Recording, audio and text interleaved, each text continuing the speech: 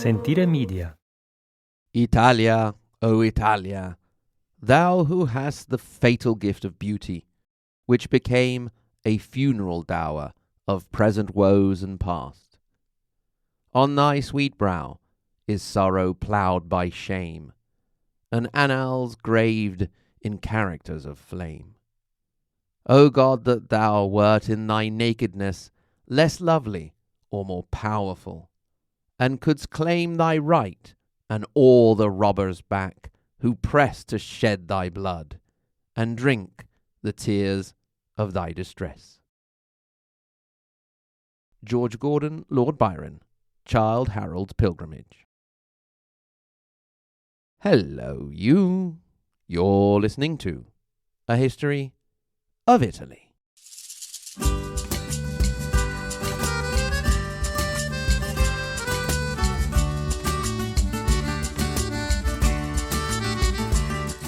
Special episode, The Gulf of Poets, Byron, Keats and the Shelleys in Italy. E così ritorno su, lascio I colli nelle valli, tra due salici piangenti, io ritrovo la speranza di un amore che ormai fu. At times, my dear constant listener, I have experiences that I would really love to share with you, but can't easily find a way to fit them into the framework of this little podcast of mine. Recently, I had an experience that got me so excited in my history nerdiness and so starstruck in my literary nerdiness that I vowed I would find a reason and a rhyme to share the experience with you.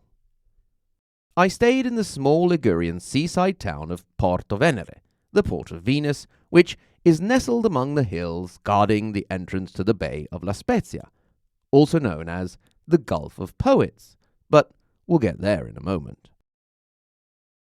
By a series of fortuitous coincidences and a lot of brazen-faced self-invitation on my part, my wife and I ended up staying in what the managers claim is the oldest still inhabitable tower in the world, Torre Capitolare Tower in Porto Venere. It was built in 1162 and is a testament of a time when the town was not a popular Italian tourist destination where parking is a nightmare between La Spezia and the Cinque Terre, but a border fortress owned by the Doria family, loyal to the Republic of Genoa, defending the confines from the hated enemy, the Republic of Pisa. Higher up on the hill, an impressive castle completes the walled complex. On an unusually warm Saturday afternoon in early February, we walked through the village and climbed up the stone steps to the church on the other side. On the way, I was very surprised and impressed to see a cave named after one of England and perhaps Europe's greatest romantic poets, Lord Byron. Apparently, the poet found the cave, which you can see today through a suggestive stone arched opening, to seek inspiration and peace in his everlasting search for solitude. We continued up to the church, in front of which was a walled terrace from where you could look out onto the sea or back towards La Spezia. As I gazed out beyond the gently swaying sailboats in the harbour, I chanced to hear a local man talking to a friend who was visiting, as he pointed over in the distance. You see that town over there? That is Lerici. That is where Shelley drowned. My imagination short-circuited. I could almost see these two giants of English and world literature spending days together along these shores and swimming in the waters below. Byron, the accomplished swimmer, despite a clubbed foot, a bit more successfully than, of course, poor Shelley. Some of my greatest loves had come together in one moment in time and space. History, small stone-paved hamlets, castles, towers, nature, the sea, and romantic poetry, taken from its lofty heights and shown in its very human form of a day in the life of the friendship of two mortal men. Had coincidence not taken me there, and chance not let me hear that bit of local knowledge, I would never have had that experience. That is why I am particularly pleased and grateful to have a partner on board giving me the opportunity, the reason and rhyme, and the excuse to share this experience with you. Indeed, this episode is in collaboration with Explore Worldwide. It's all about local knowledge, and that is what sets Explore apart. Their respect for the local culture and environment extends to finding local tour leaders that can get you off the beaten track and into the heart of your adventure, and their small groups allow for a more personalized experience you will never forget. Whether it's visiting a Roman villa on the classical tour in Sicily or a food and wine tour in the hilltop towns of Tuscany, Explore take care of everything, putting the quality of the local tour leaders front and center, so you'll truly understand the wow factor of where you are. If you're thinking about your next adventure, head to exploreworldwide.com to find out more. So, thanks to Explore Worldwide, let us now follow the footsteps of the great Romantic poets, as they were inevitably drawn to the beauty and ancient allure of Italy, from the northern gulfs of Liguria to Venice and the sun-soaked shores of Sicily.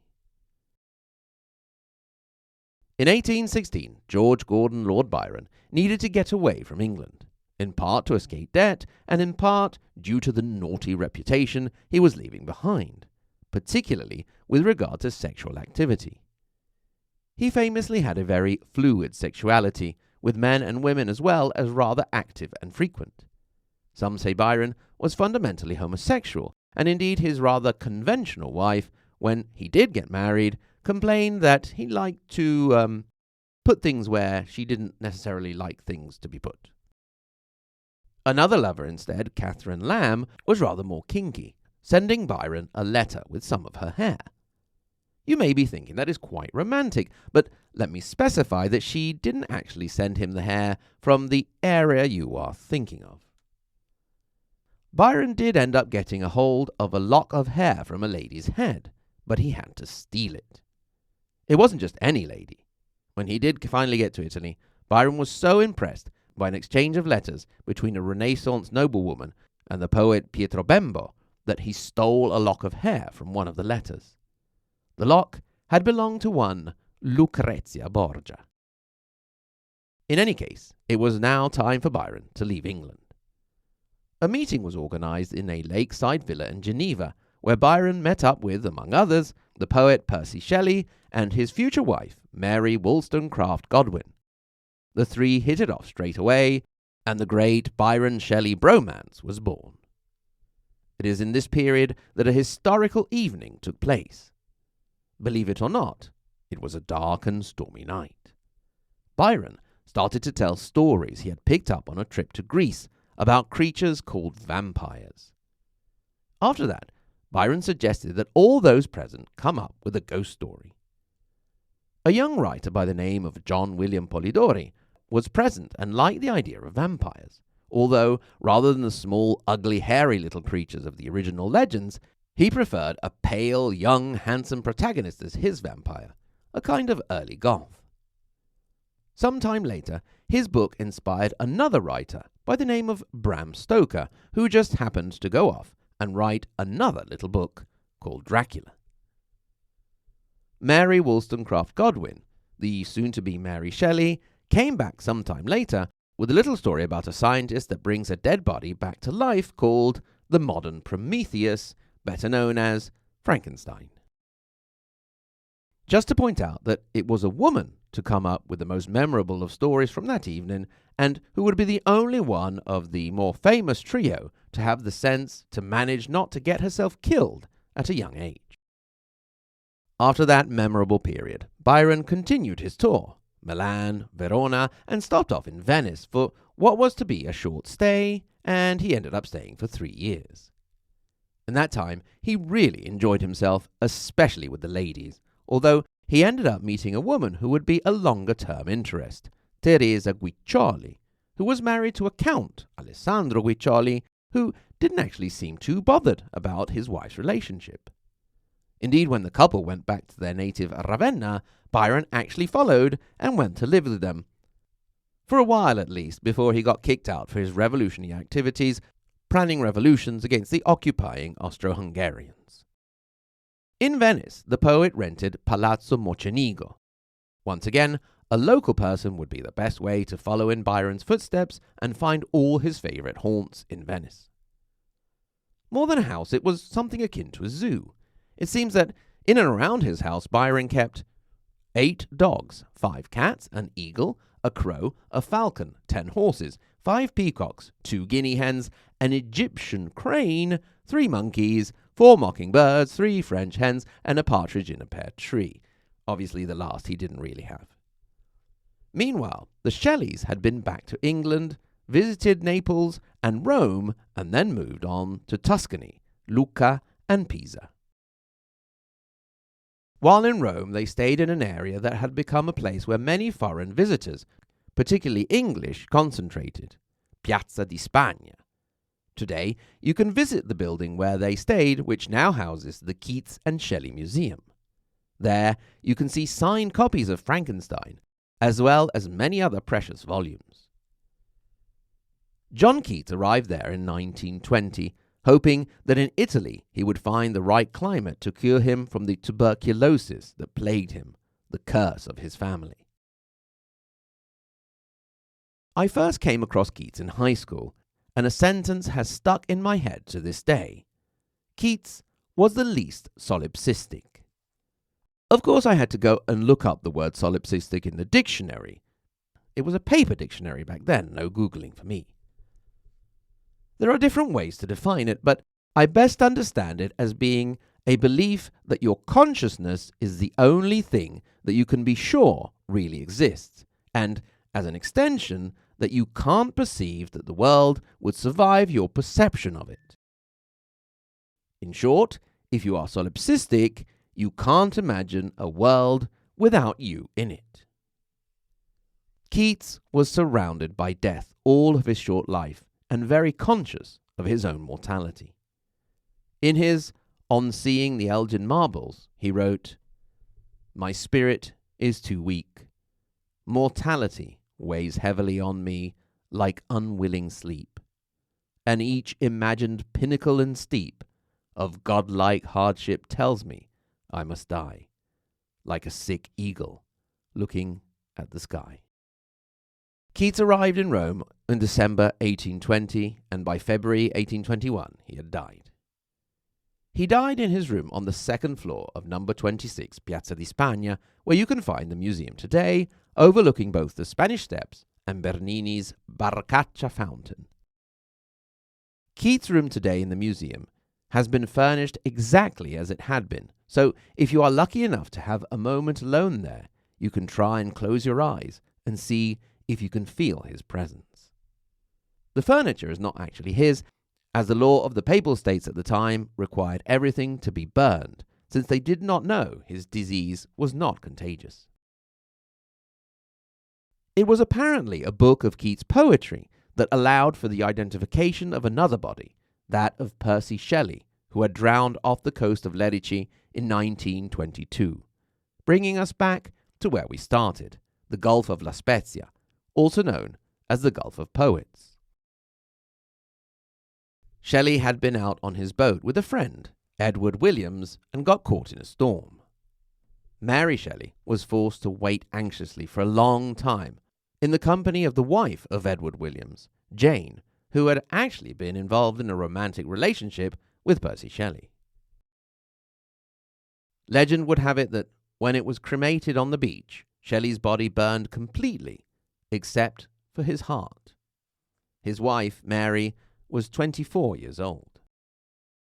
Hers was a life of loss, having lost a half-sister to suicide and 3 children, among others.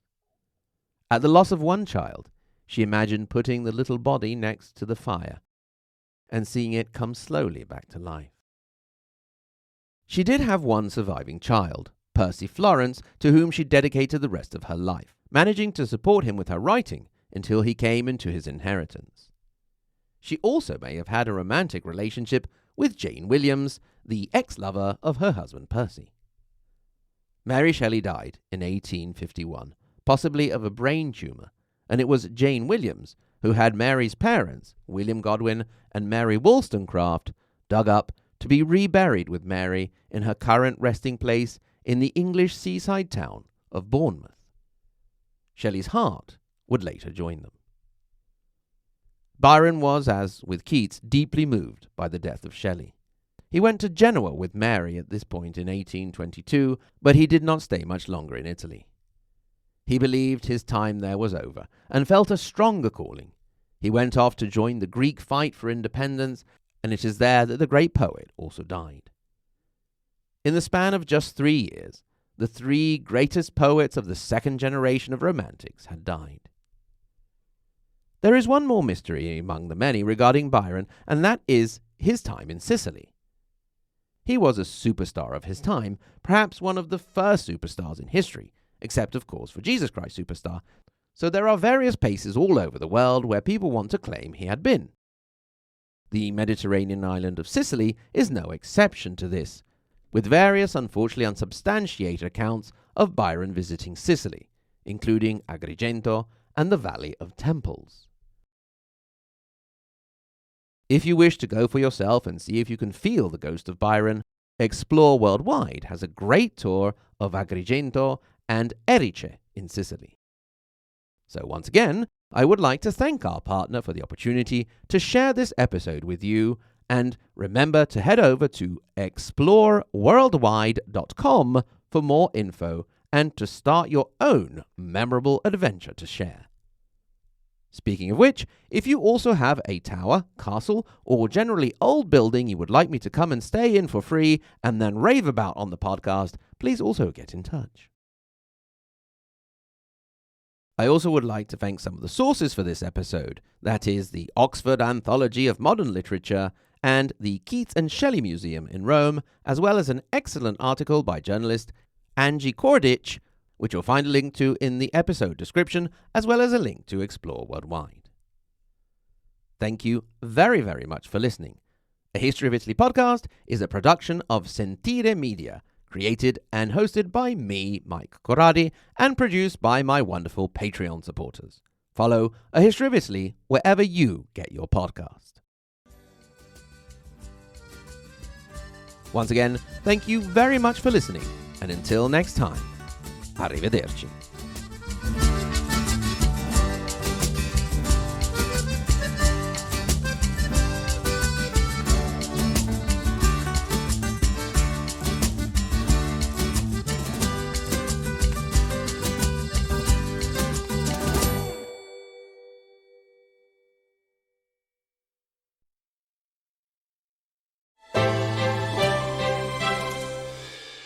Hey, podcast producers and show hosts. Do you want to join a podcast network that celebrates all things Italian? At Sentire Media, we understand the allure of Italy and its unique culture. Our devoted team of hosts and producers are all driven by their shared passion for Italy. And we work tirelessly to create the best lifestyle podcasts and content that will whisk you away to the very heart of Italy. With us, you can savor the mouth-watering flavors, get lost in the stories from the past, break down the cultural barriers, and truly immerse yourself in the vibrant traditions of this intoxicating country. If you have a great podcast idea or are already in production and would like to join Sentire Media, head over to sentiremedia.com, that's SENTIRE media.com, and find out how to submit your show.